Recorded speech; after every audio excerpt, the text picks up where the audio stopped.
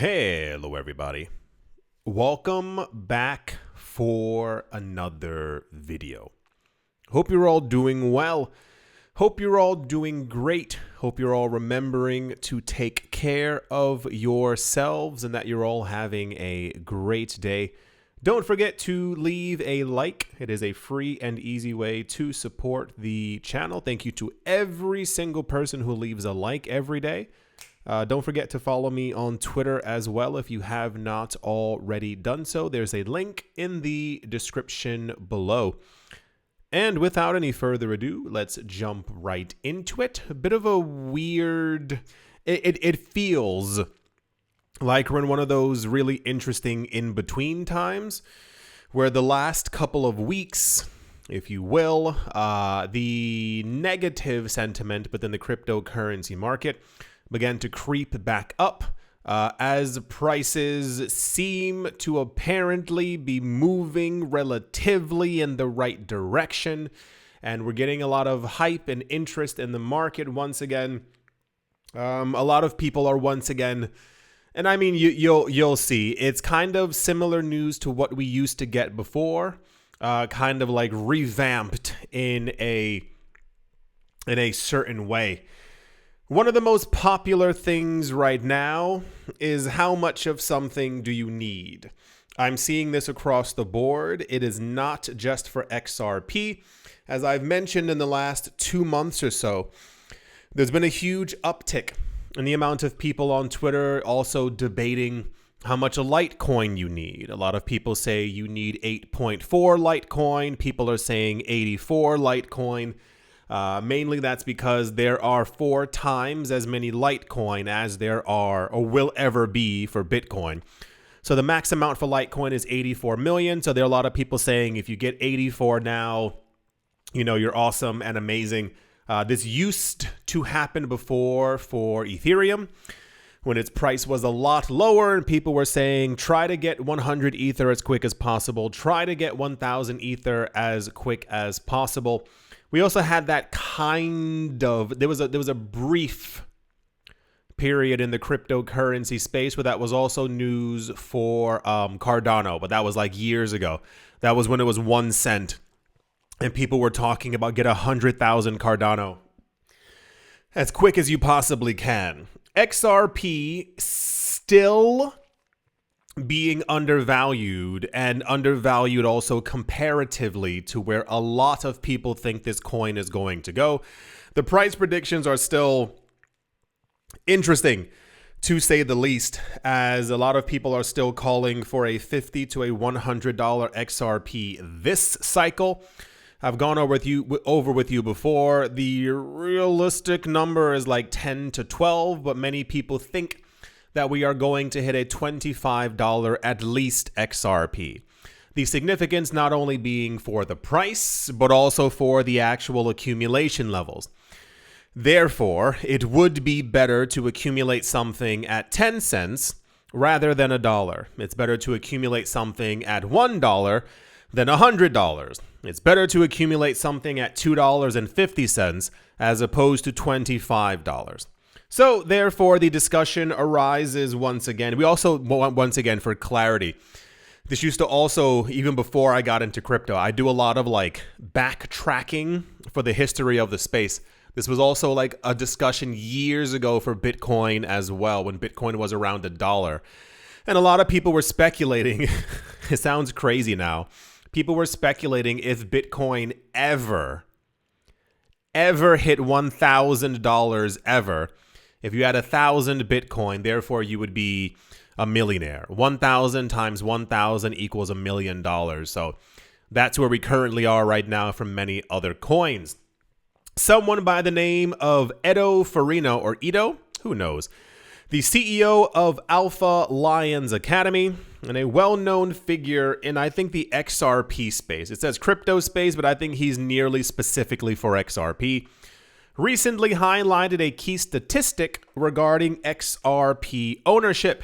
He said in a tweet, and I quote, "Today, you need only 2,505 XRP to be part of the top 10% of wallets who are holding XRP. 2,505 XRP, that's similar to the 0.28 Bitcoin that you needed years ago to be part of the 1%. That number is far lower now because more and more people have continued to buy large amounts of Bitcoin. So the more Bitcoin and crypto that gets allocated into other hands, realistically, the less that you need to actually be a part of the 10, 5, or 1% of that coin. We have not gotten any updates recently for Bitcoin and how much you actually need. I assume it's around 0.1 at this point. And that's mainly because ETFs are holding over 1 million. MicroStrategy has 500,000. We didn't have those numbers 2 or 3 years ago when we got the 0.28, so it's probably a lot less. You might have also not been here and or forgotten the guy from Fidelity. This was 2 or 3 months ago. This rattled the world. This guy claimed that you only, so saith he, that you need 0.001 Bitcoin to become a millionaire in the future. He says that Bitcoin supply is going to get so dried up that basically anyone holding it will be profitable by the time we get to the year 2038. As of right now, according to this chart, you need 2,500 XRP to be in the top 10 holders. Accompanying this statement was a chart that detailed the distribution of XRP holdings among wallets, showing how holdings are concentrated among different percentage groups. Here's the actual tweet for it right here. And I mean, these are the numbers that actually matter right there. For those of you not looking at the screen, to be part of the top 10%, you need 2,500 XRP. To be in the top 3%, you need 17,292 XRP. To be in the top 1%, you need 53,000 XRP. To be in the top 0.5%, you need 100,000 XRP. To be in the highest percentile of 0.01, you need 5.7 million XRP, which is, I think, I'll say it this way. If you remember years ago, and I'm talking 2016, 2017, XRP at 1 cent, there was a lot of discussion back then because a lot of people were buying millions of XRP at the exact same time. It says that there are only 620 wallets that have over 5.7 million XRP. And currently 61,000 wallets that are in the 1% currently right now for XRP holders. It's very interesting. And I will finish this thought by saying, if you're interested in any asset class, the main thing you should always do is research and learn more about it. It is, why would you not learn more about the thing that you're putting your hard-earned money into? I think a lot of things within crypto, as I've stated before in the past, are going to shake a lot of people to their core because people really don't understand exactly what's taking place. I'm not going to, sit here for an hour and rage again.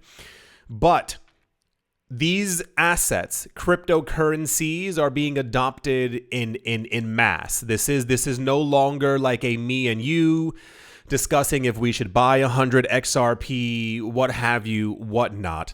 We know that they're being adopted. We know that they're being used. We know that they're being accumulated and hoarded and locked away. In the future, if this entire cryptocurrency experiment succeeds, we are more than likely going to see a $1, $2, $3, $4, $7 million Bitcoin.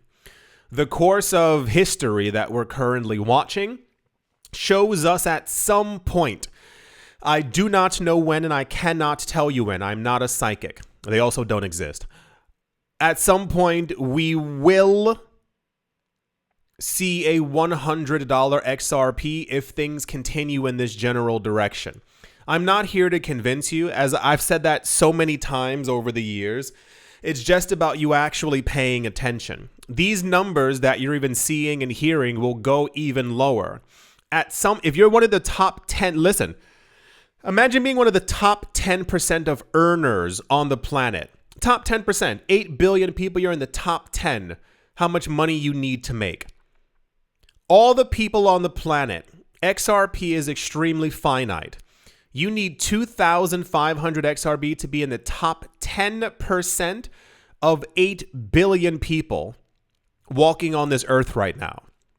At some point in the future, that number will be, if you have 500 XRP, you're in the top 10%. To be in the top 1% will probably be around, if you have 15,000 XRP, you are at the top of the mountain. So it's the same exact thing like I said years ago with Bitcoin. The old idea used to be, if you have 1,000 Bitcoin, man, you're a millionaire. If you have 1,000 Bitcoin now, you're a whale. If you have 0.1 Bitcoin now, realistically, you're in the top holders because all the Bitcoin's being accumulated by all of these corporations and institutions. The number always continues to decrease for how much of something that you actually need to have. Remember, I can also give it to you this way. Back in the 70s and 80s, if you had a home, you were kind of relatively the same as many other people. If you owned property. If you own property now, you're at the top of the charts, like the top of the top of the top of the charts. Because how many people can afford to buy a home now? Imagine if you had 3 properties. How much higher? It consistently goes in this direction. Do you remember when we were talking about, and it's also a thing now, it's not as popular as it's going to be, but fractionalized home ownership is a really big thing that people are also beginning to digitize and put on a blockchain. So instead of you having a certificate that says, or the deed, this is your home, you own this, you'll be able to soon own fractions of a home. It's dystopian, but this is the way that prices are moving and things are going. So you'll be able to, you and 20 other people will be able to own 5% of a home. Think about it, how crazy it sounds. And you'll be able to at some point brag and you'll say, yeah, I own some property. I own 5% of that new luxury development. And they'll go, oh my gosh, you own 5%? That's insane. For those of you who missed it, by the year 2040, it's expected that every home that is not already owned within the United States will be owned by a company or a corporation. Less than 15 years. So, as crypto continues to thrive and get larger, and tons more people keep getting into it, we have expectations, so saith the, the higher ups in crypto, that we're gonna have 1 billion people in this market. I think before the year 2030, I don't even know anymore. Everyone's throwing out numbers. Understand how lucky and early you are to be in this market. I said it 9 years ago. I'll say it again probably every single year. Do not squander this chance that you have to not only, and I say this lightly, to not only become rich, but to literally accumulate assets that are still extremely undervalued. And I will tell you as well, I'm accumulating all the time. I get a lot of questions from people. When do I plan on selling? When am I going to take profits? The answer is, I feel that this market, personally, after having been in it for a while and seen where it's gone, I think we have another good 20 to 30 years. This isn't a joke. Before we really get some kind of stable prices. At some point, it is believed that Bitcoin will hit $100 million per coin in the future. and it will have a nearly completely stable price. There will still be ups and downs, but they will be 0.01% of an actual movement in its price. I think we have a long way to go for a lot of these assets. I think we're going to hit a $100,000 Ether. I think we're going to see a $100 XRP, similar to how when Ether was 50 cents. The idea of a $1,000 Ether made no sense in the minds of a lot of people. So yeah, I think we have a very great market in front of us, like really for years and years and years to come. The issue is that retail investors jump into the market. They want to make quick money. They don't make the quick money. They leave the market. Investors and whales buy up all the coins that they sold. Prices go back up. And then retail goes, well, why didn't we make money? It's because you need to learn about how to build wealth. It's about, patience is kind of the key word there. That's you need 2,500 XRP to be in the top 10%. And 53,000 XRP to be in the top 1% of holders. And yeah, let's move on. Also, and people keep pretending that this isn't happening all the time. Apparently, large amounts of Bitcoin and Ether and XRP and Cardano continuously leave cryptocurrency exchanges. This website made it seem like this has never ever happened before. It says, hold on to your hats, crypto enthusiasts. The Bitcoin market just witnessed a massive movement that has everyone talking in a jaw-dropping hour. Over $1 billion worth of Bitcoin vanished from crypto exchanges. According to data from CryptoQuant, around 9,148 Bitcoin equivalent to $1 billion was pulled off of exchanges. And then it says, what does this mean for Bitcoin? What it's always meant. Whales are always buying. They're always accumulating. Any drawdowns in price, anytime prices drop, whales are buying. They can usually even cause the market to dip and cause tons of other people to panic. And they continue to buy more all the time, whether prices are down, whether prices are up. The idea has been for a while that they accumulate these coins and they take them off of crypto exchanges, basically causing the supply of Bitcoin on exchanges to continue to vanish, to dry up. There ends up being less for everyone to buy. And even then, the coins on crypto exchanges are not liquid. That is a constant thing that we need to discuss, because a lot of people keep sending me messages and notes, or they send me stuff on Twitter and they show me how much crypto is on exchanges, and I have to constantly remind them, or sometimes I just ignore it because what's the point of arguing? Those coins are not liquid. People are not selling those coins. People are using crypto exchanges as another place for them to store their monies. 3,074 Bitcoin left Coinbase Prime. Binance saw 2,652, and Coinbase Advanced had 1,827 Bitcoin leave. Usually, what ends up happening is we only will get news about something if it has a large number in front of it. So, and I say it this way, 9,148 Bitcoin to the human eye isn't a lot of Bitcoin. However, because it's $1 billion, that's why it made the news. On any given day, we have a lot of Bitcoin being taken off of exchanges, and it's been this way for years. As I mentioned before, as I've been here for a while, the number used to be 10 million, and then it was 8 million, and then it was 7.7, and then it was 3.3, and the number keeps going lower as to the amount of Bitcoin that's actually available for people. So I'm not sure why people remain skeptical or confused or don't understand what these numbers actually mean. Even more so, the recent downtrend in price that we, like the big one that we had about, 2 weeks ago? Or something like whatever it was.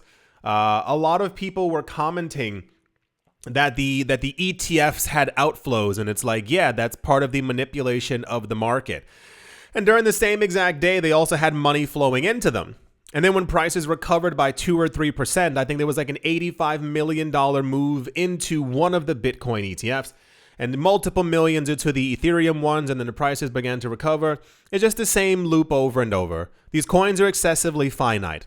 We know that the Wyckoff chart exists. We know that institutions are here. We know that BlackRock, if you think that BlackRock doesn't have a hand in moving these markets exactly how they need them so that they can acquire more, this isn't gold and silver. This isn't fabric. This isn't something that you can just create more of. These are very finite assets, and this is why they're buying a lot of them. Anywho, yeah, this was major news, and people were completely shocked that this happened, that this took place, and they literally could not imagine how it continues happening while these rich people continue to buy up all the cryptocurrencies that exist.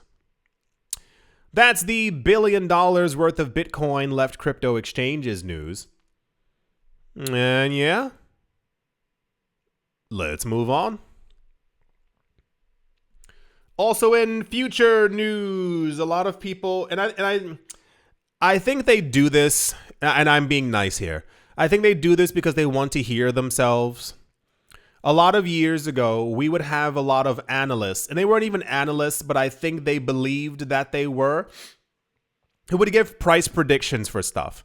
Kind of a XRP's at 23 cents, and they would go, it's going to $1, and it's like, what? Wow, you're an oracle. How did you think of that one? Or when Ethereum was like 77, they would go, I think we're going to see $100 Ether. Similar to when Bitcoin was at $8,000, and it was it Jim Lee? I don't remember. Somebody was on the news and they were like, I think we're going to see a $10,000 Bitcoin. And the newscaster was like, they clutched their pearls and they were like, but how is that possible? The cryptocurrency market's doing exceedingly well and has been doing well for a while. People tend to conflate the idea of prices going down or prices going up as something negative and or positive for the cryptocurrency space. You don't even have to really read between the lines because we get this news all the time. If we keep hearing about these companies and these institutions and these banks and these hedge funds and these states and these companies who are all buying Bitcoin instead of, once again, investing billions of dollars into Bitcoin instead of buying land, instead of strengthening the US dollar, instead of buying stocks, Bitcoin is then continuing to do extremely great. We had news about 4 or 5 days ago. 2 large banks, we found out, through SEC filings, have also invested, I think, together $350 million into Bitcoin and into Bitcoin ETFs. The market's going to grow, with or without you. That's just completely the way that it actually is. But apparently it needs to be said that it's going to grow, or else people don't acknowledge that it's actually a thing. Coinbase CEO, his name is Brian Armstrong. He's been more in the spotlight recently. I guess because he knows that he has the full backing of everyone at this point. Coinbase basically being the crypto exchange for Fidelity and BlackRock and all these other companies. Brian Armstrong believes the United States is entering a new phase for cryptocurrency. Speaking during their 4th quarter earnings report for the end of last year that they had in February. I don't know why we always get stuff late. He predicted that up to 10% of the global gross domestic product, or the GDP, could rely on blockchain-based systems by 2030. I do not know why. These people are so fascinated with 2030.